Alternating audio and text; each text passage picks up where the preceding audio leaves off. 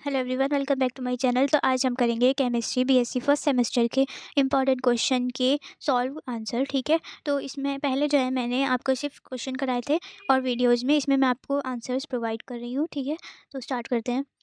सबसे पहला क्वेश्चन है हमारा, what do you understand by resonance and resonance energy, explain some application of resonance. तो इसमें आपको रेजोनेंस के बारे में बताना है, उसकी कुछ एप्लीकेशन बतानी है। ठीक है, तो रेजोनेंस क्या होता है? रेजोनेंस वो मॉलिक्यूल होता है जो कैपेबल करता है more than one electronic structure. ठीक है, आप जिसमें एक से ज़्यादा इलेक्ट्रॉनिक स्ट्रक्चर शो कर सकते हैं। ठीक है, उसको हम रेजोनेंस बोलते हैं। ठीक है, ये एग्जाम्पल्स है कुछ उसके। ये कंडीशन हो गई। ठीक है, जैसे कि ऑक्टेट रूल में लिखा जाता है जो स्ट्रक्चर होता है। ठीक है, और कंडीशंस है इसमें कई सारी। ठीक है, आप इन्हें पढ़ लीजिएगा। मैंने आपको टॉपिक पूरा एक्सप्लेन करा हुआ है ये एक वीडियो में, और मैं आपको वो टॉपिक्स जो हैं प्रोवाइड कर दूँगी डिस्क्रिप्शन में, आप उनमें चेक कर लेना। तो नेक्स्ट इसमें कंडीशन दी हुई है कि रेजोनेटिक स्ट्रक्चर जो होता है एटॉमिक रिमेन सेम रहता है। ठीक है, स्ट्रक्चर की जो पोजीशन होती है एटम्स की वो सेम रहती है, वो कहीं भी चेंज नहीं होती। ठीक है, तो क्या चेंज होता है इसमें? जो पाई इलेक्ट्रॉन और लोन पेयर ऑफ इलेक्ट्रॉन जो होते हैं वो डिकोलराइज करते हैं। ठीक है, ऐसे ही इसमें ये हो गया। नेक्स्ट क्वेश्चन आता है, what is dipole movement. Dipole movement क्या होता है? डायपोल मूवमेंट को आपको एक्सप्लेन करना है। डायपोल मूवमेंट क्या होता है? The polarity in covalent bond can conveniently bye measured in terms of physical quantity called dipole movement. तो उसको हम कहते हैं जो पोलैरिटी होती है कोवेलेंट बॉन्ड के बीच में। ठीक है, उसको हम मेजर करते हैं फिजिकल क्वांटिटी से, उसको हम डायपोल मूवमेंट कहते हैं। ठीक है, इसको हम रिप्रेजेंट करते हैं ग्रीक लेटर यू से। ठीक है, MU से। और डायपोल मूवमेंट की ये डिफाइन है पूरी। ठीक है, लॉन्ग में आता है तो आप ऐसे एक्सप्लेन कर सकते हैं। ठीक है, नेक्स्ट क्वेश्चन आता है, right a short note on formal charge. तो शॉर्ट नोट लिखना है आपको फॉर्मल चार्ज के ऊपर। ठीक है, फॉर्मल चार्ज क्या होता है? आयंस इधर पॉजिटिव चार्ज और negative charge is present and such charge is average charge and all atoms which are present in terms if the individual charge atom is in identify therefore such charge is known as formal charge. Okay, जो ions जो होते हैं वो show करते हैं positive charge या फिर negative charge. ठीक है, उस चार्ज को हम फॉर्मल चार्ज बोलते हैं। ठीक है, ये उसके कुछ फॉलोइंग फैक्टर्स हो गए। ठीक है, आप इनका स्क्रीनशॉट ले सकते हैं। ठीक है, और आप अब मुझे कमेंट कर दीजिएगा जिनको PDF प्रोवाइड करना है। मैं फिर एक अलग से एक ग्रुप बनाऊंगी टेलीग्राम पे। ठीक है, जिसमें मैं आपको PDF प्रोवाइड करूंगी, तो आप प्लीज़ मुझे कमेंट करके बता दें किसे किसे चाहिए। नेक्स्ट क्वेश्चन आता है, right a short note on Van der Waals forces. Van der Waals forces क्या होती है? The force of attraction between nucleus and electron outside its periphery is known as van der Waals force। वो अट्रैक्शन जो न्यूक्लियस और electron के बाहर होती है, ठीक है, उसको हम वेन डर वाल फोर्स कहते हैं। तो वो हमारे केस में टाइप्स हैं। ठीक है, दे आर फॉलोइंग 3 टाइप्स। सबसे पहला टाइप है डायपोल डायपोल अट्रैक्शन, दूसरा है आयन डायपोल और dipole induced dipole attraction. Next है हमारा आयन डायपोल अट्रैक्शन। ठीक है, फोर्थ है हमारा डायपोल डायपोल अट्रैक्शन।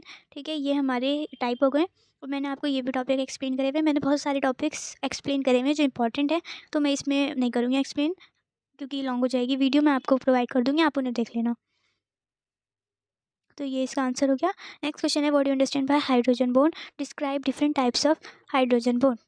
ठीक है, इसमें इन्होंने पूछा कि हाइड्रोजन बॉन्ड क्या होता है और इनके डिफरेंट टाइप्स क्या होते हैं हाइड्रोजन बॉन्ड के। तो हाइड्रोजन बॉन्ड जो होता है वो अट्रैक्टिव फोर्स होती है जो कि हाइड्रोजन के मॉलिक्यूल या ग्रुप को जो है बाइंड करके रखती है। ठीक है, ये इसकी एग्जाम्पल है। ठीक है, H2 हो गया, NH3 हो गया, ऐसे हाइड्रोजन बॉन्ड शो करते हैं। ठीक है, नेक्स्ट आता है type of hydrogen bond. Hydrogen bonds are of 2 types. Hydrogen bond 2 type के होते हैं, इंटरमॉलिक्यूल हाइड्रोजन बॉन्ड और इंट्रामॉलिक्यूलर हाइड्रोजन बॉन्ड। ठीक है, नेक्स्ट आता है हमारा word right Fajans rule. Fajans rule क्या होता है? फेजान रूल लिखना है, due to polarisation of ionic compound different physical properties like solubility, melting point, boiling point are affected polarisation of ionic compound भी describe with the help of rule Fajans rule. तो Fajans rule की मदद से हम melting point, boiling point, solubility, physical properties को define कर पाते हैं। ठीक है, तो ये है फेजान रूल, इसकी डिफाइन है। और इसकी ये कुछ डिपेंडेंट है जिस पे डिपेंड होता है, higher the charge of cation और आयन। ठीक है, नेक्स्ट आता है Aufbau principle. Aufbau principle क्या होता है ये बताना। Aufbau principle German language का वर्ड है जिसका मतलब होता है building upon the basis of expression and electronic distribution in different subshell. तो ये हमें बताता है कि हमें सबशेल में कैसे डिस्ट्रीब्यूशन करना है इलेक्ट्रॉन्स को। ठीक है, और ऑफ बाई रूल का पूरा वो है, तो आप इसे पढ़ लेना। इस प्रिंसिपल के अकॉर्डिंग जो है वेरिएशन कर पाते हैं। ठीक है, नेक्स्ट आता है discuss VSEPR theory and how does it explain variation in bond angle in H2S and H2O। VSEPR theory discuss करनी है। ठीक है, मेन यही है, मेन क्वेश्चन है, इंपॉर्टेंट क्वेश्चन है ये वेस्पर थ्योरी। ठीक है, वेस्पर थ्योरी ये पूरी डिफाइन कर दी मैंने, पूरा ये टॉपिक है। ठीक है, स्क्रीनशॉट ले लें आप जिन्हें आंसर चाहिए, और जिन्हें आपको समझना है वो टॉपिक देख लें, पूरा है इसके ऊपर वीडियो बना रखी है। What do you mean bye molecular orbital theory? Molecular orbital की थ्योरी क्या होती है? MO2, ठीक है। ये जो है हार्मोली ने करी थी 1932 में, ठीक है। इसके बारे में भी ऐसे ही डिस्क्राइब करा हुआ है मैंने वीडियो में अलग, तो आप जिन्हें आंसर चाहिए वो ऐसे ले लें इसका। नेक्स्ट क्वेश्चन आता है ionization potential. What do you mean by ionization potential? How it is measure? What factors it depend and how it change in a group and it. तो आयनाइजेशन पोटेंशियल क्या होता है? जो एनर्जी हमें outermost electron को remove करने में लगती है, ठीक है, तो उसको हम क्या कहते हैं? आयनाइजेशन पोटेंशियल एनर्जी कहते हैं, ठीक है। ये जो है इस पर इन्होंने ये भी पूछा है कि किस पे डिपेंड करती है, वो फैक्टर बताओ ग्रुप और पीरियड के अकॉर्डिंग। तो हमने ये पीरियड के अकॉर्डिंग डिफाइन करें हैं, ठीक है, और ये वाले हमने ग्रुप के अकॉर्डिंग डिफाइन करें, ठीक है। ये ग्रुप के अकॉर्डिंग है और ये वाला हमारा पीरियड के अकॉर्डिंग है। लॉन्ग क्वेश्चन है तो इसमें लॉन्ग ही लिखा जाएगा, तो इसलिए आप जितने लिखेंगे उतना अच्छा रहेगा आपके लिए। नेक्स्ट क्वेश्चन आता है एक्सप्लेन द इंडक्टिव इफेक्ट, ठीक है। इंडक्टिव इफेक्ट जो होता है परमानेंट डिस्प्लेसमेंट होता है, ठीक है, इलेक्ट्रॉन का कोवलेंट बॉन्ड के अंदर, उसको हम इलेक्ट्रिक इंडक्टिव इफेक्ट बोलते हैं। ये इसका एग्जांपल है, ये इसके कुछ कैरेक्टरिस्टिक्स हैं जिन्हें आप एप्लीकेशन भी कह सकते हैं, ठीक है। नेक्स्ट है explain the hyper conjugation. Hyper conjugation क्या होता है, ठीक है। बेकर और नैन्थन ने दिया था 1935 में, ठीक है, और ये इसकी कुछ एप्लीकेशन है हाइपर कॉन्जुगेशन की।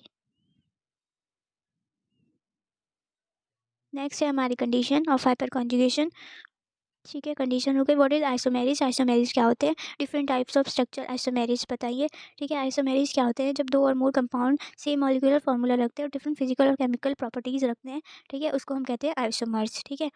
उस फिनोमिना को कहते हैं आइसोमेरिज, ठीक है। ये आइसोमेरिज के हमारे टाइप्स हैं, देखो ये पूरा चार्ट है, मैं आपको इसे डिटेल में नहीं लूँगी, इसमें डिटेल में आप दूसरे उसमें देख लेना जो मैंने वीडियो अपलोड करी हुई है इसके ऊपर पूरे टॉपिक की।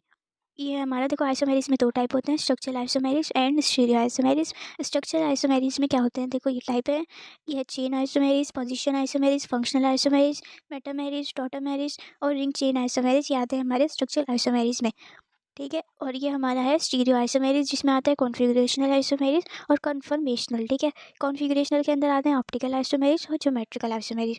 इसमें जो है एक क्वेश्चन आता है कि आइसोमेरिज बताइए और उसके टाइप्स बताइए, और एक क्वेश्चन आता है कि स्ट्रक्चरल आइसोमेरिज बताइए और स्टीरियो आइसोमेरिज बताइए, ठीक है। वो इनके बारे में भी पूछ सकता है किसी शॉर्ट में, ठीक है। जैसे कि मैं आपको दूसरा क्वेश्चन बताऊंगी अभी। नेक्स्ट क्वेश्चन है हमारा what is electromagnetic effect? Electromagnetic effect ये एप्लीकेशन और उसको बताइए, एक्सप्लेन करिए। ये हो गया हमारा इलेक्ट्रोमैग्नेटिक इफेक्ट, ठीक है। टेम्परेरी इफेक्ट होता है जब इलेक्ट्रॉन मल्टीपल बॉन्ड को कंटेन करता है, ठीक है, कम्प्लीटली ट्रांसफर करता है according to demand of attacking reagent, ठीक है। ये हमारा इलेक्ट्रोमैग्नेटिक इफेक्ट है, ये इसके कुछ कैरेक्टरिस्टिक्स हैं। ये है हमारा आता है नेक्स्ट क्वेश्चन मेसोमेरिक इफेक्ट, उसकी भी एप्लीकेशन बतानी है। मेसोमेरिक इफेक्ट जो है पोलैरिटी प्रोड्यूस करता है मॉलिक्यूल के अंदर, जिसकी वजह से इंट्रैक्शन हो पाता है पाई इलेक्ट्रॉन का, ठीक है, उसको हम मेसोमेरिक इफेक्ट बोलते हैं, ठीक है।